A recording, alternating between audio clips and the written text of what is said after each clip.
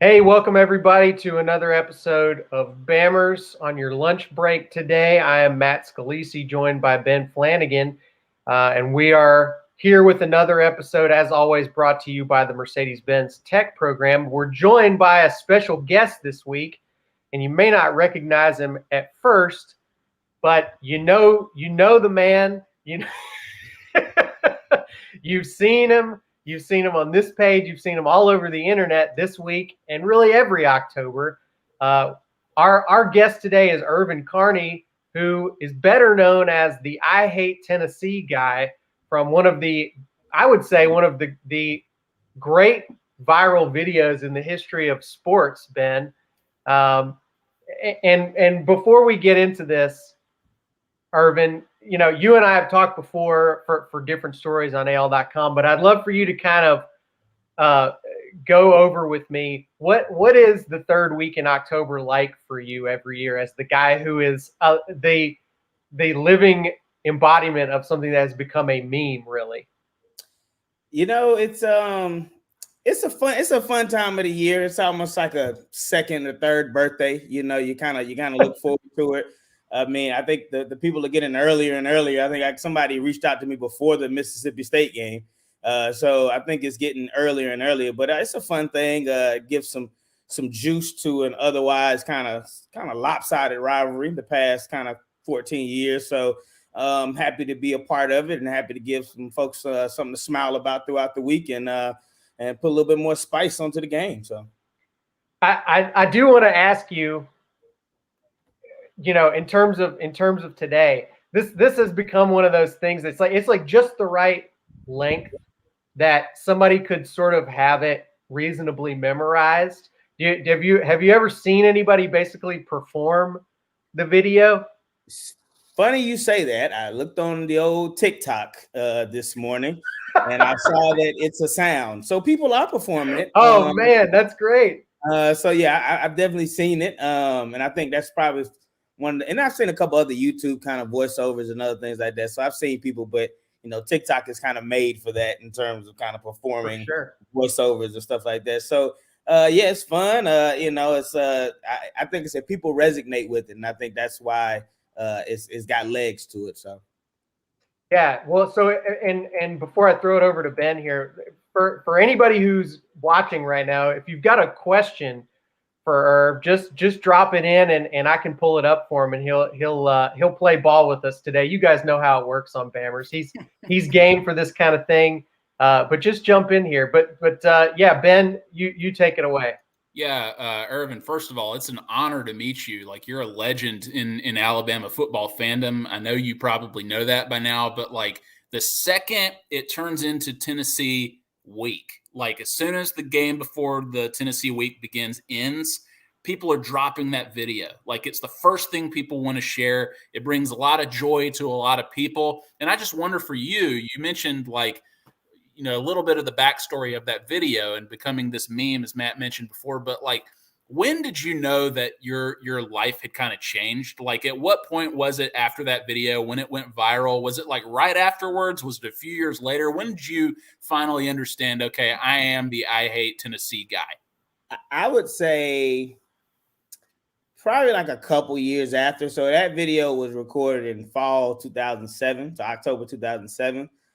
I probably didn't realize it was, and I knew people around Tuscaloosa knew about it because somebody told me about it in Tuscaloosa in March 2008 but I think it really wasn't until like December 2010 when I was getting ready to move out of Tuscaloosa that I realized that, oh, this thing has really kind of taken on a life of its own. And then when I moved to Cincinnati and I've seen not just kind of course, coming from a Bama perspective, Roll Tide, beat Tennessee, but there's a lot of other schools that feel a similar way about Tennessee. And so when I've seen other schools kind of adopting it, shout out to my Big Blue Nation folks. I'm up here in Cincinnati, so they love it every time it's basketball season. And I was like, oh, this thing is really kind of taking on life of its own. That's when I really realized it. So late 2010, early 2011. So that's funny that it's now made it outside of the Alabama fan base to other fan bases that also hate Tennessee. Mm-hmm. Definitely. Irvin, are you a professional wrestling fan at all? Because this is one of the all-time great promos anybody has ever cut. Matt mentioned in sports history, but like this is up there with Ric Flair's styling and profiling promo. This is up there with Dusty Rhodes' "Son of a Plumber" promo. I mean, golly, this is one of the best. I am an old school wrestling fan. I mean, back to the old WCW, WWF days. I'm aging myself with that, I think. But yeah, it wasn't really the intention of it. Because like I say, this is 2007. I've seen all the memes of like everything that's happened since Tennessee has been Alabama. Yeah. There was no iPhones. There was no Nick Saban was still with the Dolphins and all this other stuff. And so it was such a different world that the way we consume media was so different that I don't think people were even really thinking about it like that. So I think it just kind of was one of those things, the right time, right place type things. And people just took it and ran with it. And that's just, it just had a life of its own. So that is really interesting because the idea of a viral video wasn't even a thing when you got in front of the camera to make this. Like that, I don't think there was internet last time Tennessee beat Alabama. Was there? Was there? There may have been, but put like this, people don't, you couldn't get to Facebook on your phone. I know that for a fact. And you couldn't, there was a lot of other things. It was just Instagram it was just a twinkle in some developer's eye, right? There was none of this stuff existed. So it was just such a different time that people just really, it was kind of old school viral, kind of word of mouth, as opposed to people sharing it like that. That kind of came after the fact. No, if you wanted to see it on the internet, you needed one of those CDs that says "Try AOL for 5 months free" or whatever. Like that's the only time you could find it on the internet. You had to go to E-Bombs World or something like that. I bet it was on E-Bombs World too. It probably was. So, so Irvin, the memes always they really always queue up like as soon as Alabama's game is over the week before Tennessee, you start to see them pop up. It actually happened a little early this time, and it's due in part, I think, to an incident that was happening involving Tennessee last weekend. And, I have to say, regardless of what anybody's previous opinion was about Tennessee, they kind of really steered into your description of them over the weekend. The joke writes itself. I don't think we have to, that joke, it just really writes itself. They're throwing trash onto the field, garbage work. And I don't know, maybe it's a strike. There's a labor shortage. So who knows what's going on with this. So I don't know. I just hope they stay classy, and I just hope that, I get it, the history they have with Lane Kiffin. Everybody's got history with Lane Kiffin, but it was quite remarkable. And then when you look at the game, it's like, man, let's be adults about it. Let's be adults about it. So, Irvin, when you spoke to Matt several years ago, just kind of like looking back on the video, you had mentioned that the guy that interviewed you, y'all had kind of had a conversation about it, and he basically asked you to like repeat it, right? Repeat what you just said to me on camera. Yep. And it like really feels like there was just like a lot of hate in your heart for Tennessee, which is understandable, like with where the rivalry was back then. Yep. But since then, it's like you were the turning point, right? Where like since then, Alabama hasn't lost really since then. And so this rivalry has completely turned upside down. It's like not even a rivalry at this point. So I wonder, do you still feel the same way about Tennessee now after 14 plus years of beating them, or is it a little tamer now? It's one of those things to where like I think we beat them into submission. I do still get a chuckle. Quite honestly, I get a big chuckle every time I see Tennessee lose. There has been a couple close calls over the years. I was in school during one of them with the Rocky Block and all that stuff. So, and then a couple years ago where we were like 3 touchdown lead or favorites, and then it was only like a 5-point game. But I do still get a thrill out of really anytime Tennessee loses. And, I want it to be a competitive game, obviously, but I want it to kind of be competitive in the lead up and then for us to just destroy them. I want the hope to be built up and then for us to just kind of lay the hammer down. So I do still get a big chuckle every time I see them lose in any sport, really. So you like a highly anticipated game that is over in the first quarter, basically. That's my type of game right there. That's pretty typical for Bama fans in almost every game. That's what they want. They want the other team to come in with very high hopes and have those hopes be crushed immediately. Exactly. So if somebody asks you to do the Tennessee rant again, like if they meet you or whatever, like do you drop any of the lines in person for people? Well, I don't really get it that often, right? I mean, like I say, it's pretty. It's like say the video is out there, right? I mean, you can just kind of probably think the way Google is now. You probably think about I hate Tennessee, and the video comes up. So I think it's pretty much out there. I let people know, me and going against Tennessee has a long, even it actually predates some my relationship with Alabama. For those that have read up on the history and all this other stuff, kind of where I grew up. So yeah, it just kind of translated over once I kind of started going to Alabama and really was made aware of the history and the relationship. For younger folks, ask your aunties and uncles and moms and dads about the Tennessee Alabama relationship in the 90s in particular, and how it wasn't always as good as it is now for Alabama back then. So yeah, it just kind of fell into the right spot. And I'm always, I take a lot of pictures. I get people, they're like, hey, I want to take a picture with you, yada yada. I still do a lot of that, and so I'm happy to do it. So yeah, you touched on this with Ben a little bit in terms of how the rivalry has maybe changed, but I it's interesting that you bring that up, the streak in the 90s, and then obviously what was going on in the mid 2000s. I feel like a lot of younger fans are not really even aware of any of that at all. And so to a lot of, I think, the Gen Z, the younger Bama fans, one of the only things they probably know about this rivalry is your video. Is that's sort of one of the main defining things they actually even know about why this is a big game. Yeah, I would, I like to think of myself as, Alabama prides itself on tradition, right? That's a big thing about Alabama. Look at our jerseys, right? I mean, they've been the same since forever. We don't rush the field. It's just a lot of things about Bama that separates us. So I think that, I would like to think that I've made it into the Bama tradition and I'm helping out, with, kind of bringing that excitement and that zeal, hopefully with recruits or whoever else, right? To see the excitement and the zeal and to know that we have a very passionate fan base. So, I think, that there's still a strong hate, I guess is a good word in the sports realm for Tennessee. But obviously, the records and the games speak for themselves over the past 14 years. You're right. People that were born when I made that video are now getting offers from Bama. They are, for sure. They said Bryce Young was 5 years old when I did that video, or before that, he was in kindergarten. So, you're right. This is people's whole kind of lives, and this may be the only thing. They may not be familiar with the Peyton Manning, T. Martin, and Philip Fulmer era. They may not necessarily be familiar with that. But, those of us who've lived the pre-Saban era at Bama are well aware of how that went down. So, Irvin, do you light up a victory cigar when Alabama beats? I do. Yeah, is that you like that tradition? I do. That is a great tradition. I think that's one of the better kind of collegiate traditions, and obviously, just have them on standby at this point. But so yeah, I love it. I like smoking cigars anyway. So yeah. Let me ask you one more before Matt jumps in.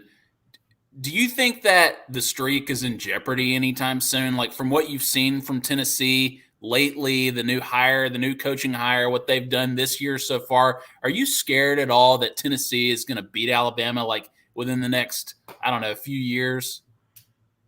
Well, it's so one, no, the bottom line, no, I'm not all that nervous, but I will say this though, because I've been around the Bama, football ecosystem for a while.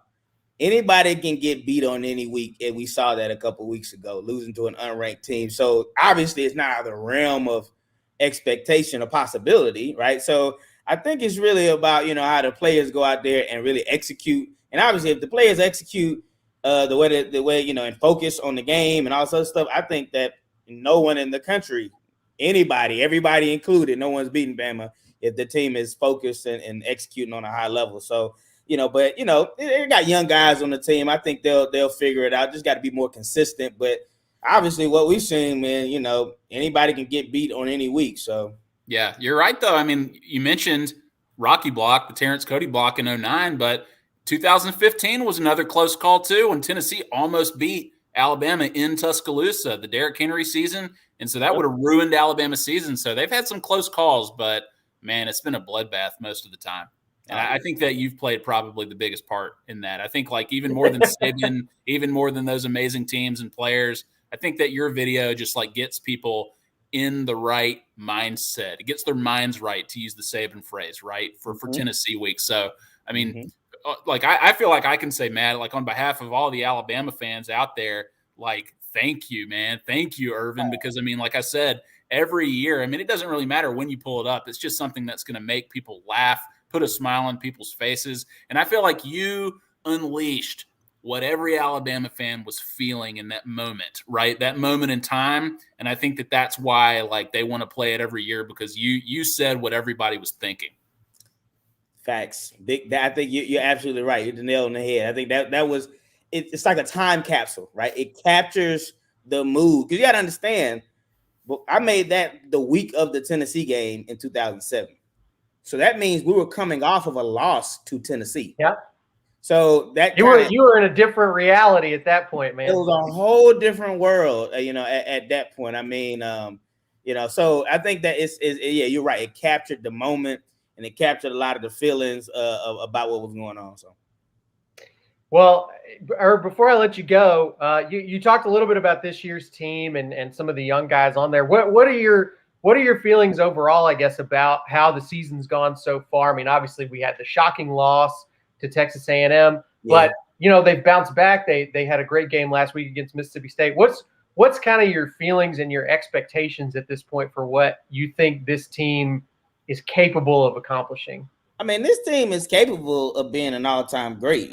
This team is super talented. I mean, this is probably one of the deepest teams, especially on the defensive side of the ball, that's been there. Now, I think it's really about kind of the team continuing to grow together, to get closer together, communicate, and just kind of and execute. Because it's one thing to be talented, right? It's another thing for everyone to be playing together and on the same page. So, obviously on the defensive side of the ball, they got a chance to be spectacular. I think you saw that last week. On the offensive side of the ball, man, Bryce Young, I think he's been here before, and he's like a clone of someone who's like a 40, 50-year-old veteran that's in a 19-year-old's body, because that is just ridiculous. So I think they've got an opportunity. I think Saban said it right. Hopefully it doesn't take, failure to kind of have that kind of internal motivation. Hopefully they can kind of sustain it. And this week against Tennessee is the perfect opportunity to show that it can be sustained and kind of help build that identity for the team. But super talented team. I think they got the chance to run the table. Do you have a prediction for this weekend? I haven't even seen what Vegas thinks, so this is going to be just kind of off the top of the head. So Vegas doesn't think much of Tennessee. I could tell that. I could probably tell that. I think give me the Tide by 21. 38 to what is that? 20 what is that? 17. 38-17. Hey, could you cut one of those videos on Georgia too, like just in case, like you need to get the team ready for later in the season? So just keep that one in your back pocket. Georgia. It's so funny. They got a great team. Hey, they got an awesome team, awesome defense, great team, and we'll see what happens with them. But they're looking real good in Athens right now, real good. For sure. Well, Irv, hey, good to catch up with you again, and good to see. Yeah, look, we got the button going here. Irv is with all of us still. He is enjoying his time as a part of Alabama tradition. Like you mentioned earlier, traditions got to start somewhere, and in this case, I think a very long-lasting one began back in 2007 when Irv cut that video that has gone on to live in infamy in the Alabama fan base. So thank you so much for joining us today, and you'll be watching with the rest of us on Saturday, I'm sure. I will be. Roll Tide, everybody. Beat Tennessee again, as usual. Thanks, everybody, for joining us. And for Ben Flanagan, I'm Matt Scalisi. And thank you once again for watching us here on Bammers, presented by the Mercedes-Benz Tech Program. We will see you guys again next week. This show is presented by the Mercedes-Benz Tech Program. To learn more about Mercedes-Benz's world of advanced automotive technology, text the word Mercedes to 55678 or visit www.mercedes-benz.com.